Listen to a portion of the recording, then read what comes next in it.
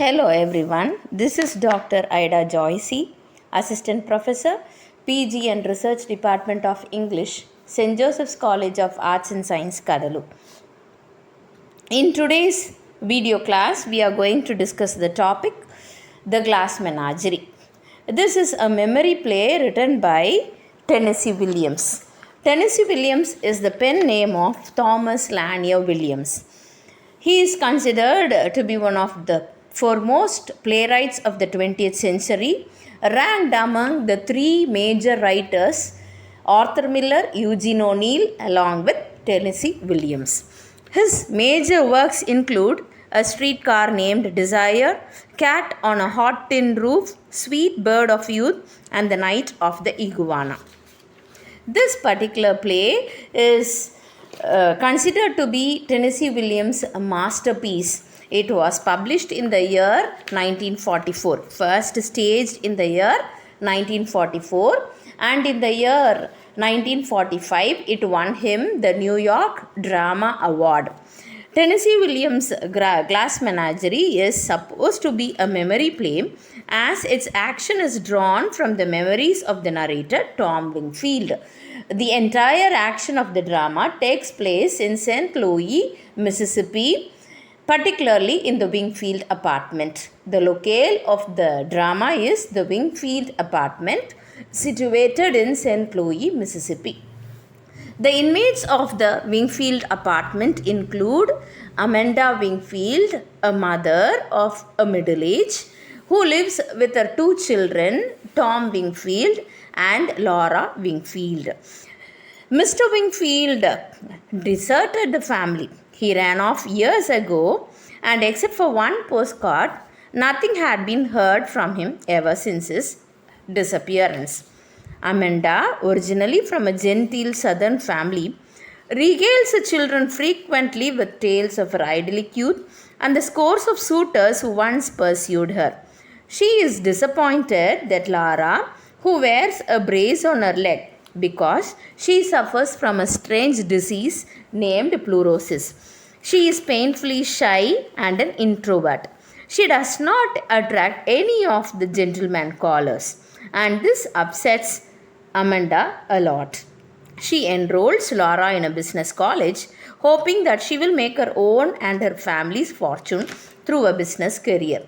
Weeks later, however, Amanda discovers that Laura's crippling shyness has led her to drop out of the class secretly, and she had spent her days wandering the city alone. Amanda then decides that Laura's lost hope must lie in marriage, and hence begins selling magazine subscriptions to earn the extra money she believes will help to attract suitors for Laura. Meanwhile, Tom, who loathes his warehouse job, finds escape in liquor, movies and literature, which annoys the mother Amanda. During one of the frequent arguments between Tom and the mother, they discuss about Laura's prospects. And Amanda wishes that Laura's prospects lies in the hands of Tom, who should bring a gentleman caller, a prosperous potential suitor who can be found at the warehouse.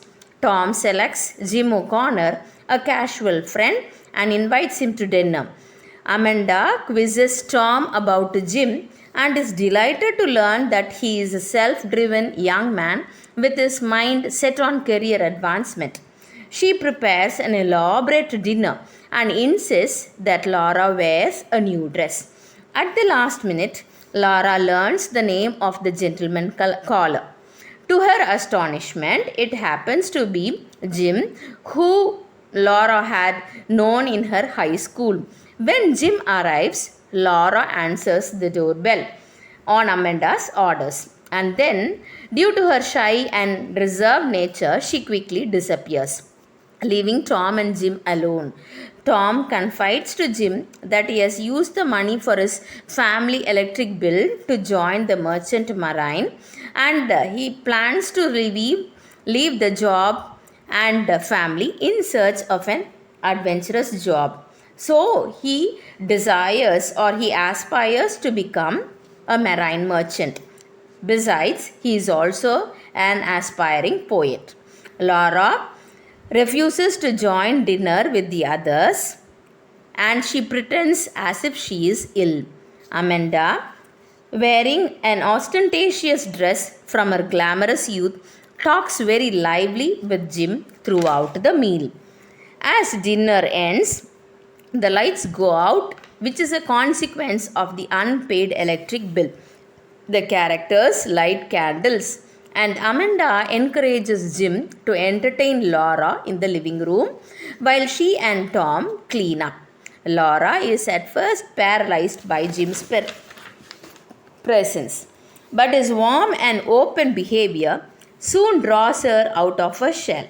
She confesses that she knew and liked Jim in high school, but she was too shy to approach him.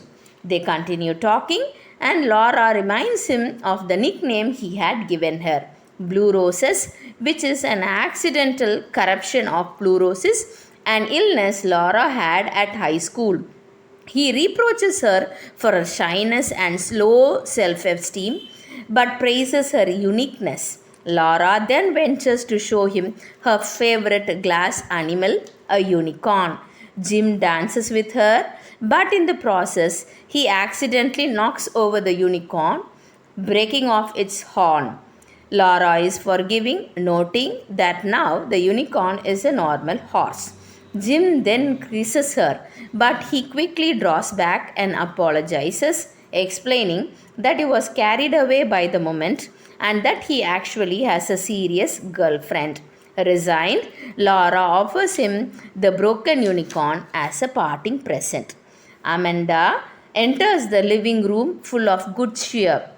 Jim hastily explains that he must leave because of an appointment with his fiancée. Amanda sends him off warmly, but after he is gone, turns on Tom, who had not known that Jim was engaged. Amanda accuses Tom of being an inattentive, selfish dreamer and then throws herself into comforting Laura. From the fire escape out of their apartment, Tom watches the two women and explains that not long after Jim's visit, he gets fired from the job and leaves Amanda and Laura behind. The play ends on a sad note of Tom leaving the family behind, much like his father, asking his sister Laura to extinguish the candles. Years later, though he travels far, he finds that he is unable to leave behind guilty memories of Laura. So, this is the short summation of the one-act drama, which is divided into seven scenes. What is the theme of the play? The main theme is memory. Haunting memories. The Glass Menagerie, as I told you, remember, it is a memory play. And Tom makes it clear from the beginning that we are seeing events through the lens of his memories, heightening emotions and drawing out significances as memories do. We are also privy, however, to memories within memories. The recollections of Amanda as she speaks of her girlhood and her futile attempts to relive it. Even Jim is trapped in a cycle of memory as he yearns to recapture the glorious days of his high school career and becomes attached to those who remember him from that time. In the end, however, we are left with the haunting image of Tom's last memories as he describes the figure of Laura following him through the rest of his guilt-stricken life. Some of the symbols that are used: the glass unicorn. The glass unicorn is one of the favorite animal in Laura's collection. The glass menagerie includes a glass unicorn. It represents her peculiarity. The unicorn represents the peculiarity of Laura, and as Jim points out, the unicorns are extinct and they stand out of place in the modern times. They are lonesome as a result of being different from the other horses. So, this broken unicorn symbolizes Laura, who is unusual, lonely, introvert, and an ill-adapted girl who cannot exist in the practical world. The fate of the unicorn is also a smaller scale version of Laura's fate in scene 7. The broken unicorn symbolizes the heartbroken condition of Laura when she learns that Jim has been engaged to a girlfriend. And when Jim dances with Laura and kisses her, the unicorn's horn breaks off. It becomes just another horse. And this normal horse symbolizes Jim because Jim stands for normalcy, and he is more in the modern times. And when Jim tells that he has been engaged and that he should go to meet his girlfriend, Laura is quite forgiving and without any kind of sorrow or sadness, though she is heartily disappointed. She is happy to give the broken unicorn as a parting present to Jim O'Connor. The fire escape. Once again, it's a symbol. The Wingfield's apartment is set on fire, and the fire escape represents exactly what its name implies: an escape from the fires of frustration that rage in the Wingfield house. And Tom is able to frequently step out onto the landing, and he is able to anticipate an eventual getaway. But Laura is unable to free herself from this fire of frustration. And Laura's glass menagerie, one of the important symbols, as the title of this play informs us, the glass menagerie or the collection of animals is the play's central symbol. Laura's collection of glass animal figurines represents a number of facets of her personality. Like the figurines made of glass, Laura is delicate, fanciful, and somewhat old-fashioned. Laura is like glass, very transparent, but when light is shined upon it correctly, it refracts an entire rainbow of colors. Similarly, Laura, though quiet and bland around strangers, she is a source of multifaceted delight to those who choose to look at her in the right light. The menagerie also represents the imaginative world to which Laura devotes herself.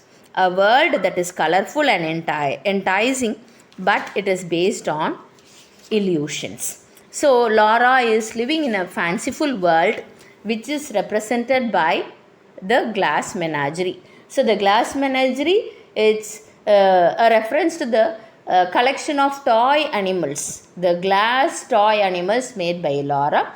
And the glass menagerie, by the name, indicates the fanciful world or the illusory world into which Laura dwells, and it also shows her impractical nature to delve in the world of reality or the practical life.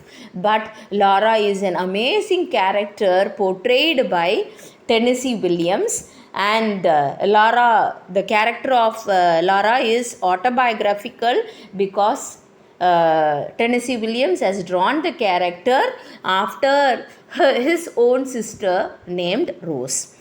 So I think I have given you a brief summation of the glass menagerie. Hope you like the play. For a better understanding, read the full text because it is a one-act drama. So have a nice reading. Thank you.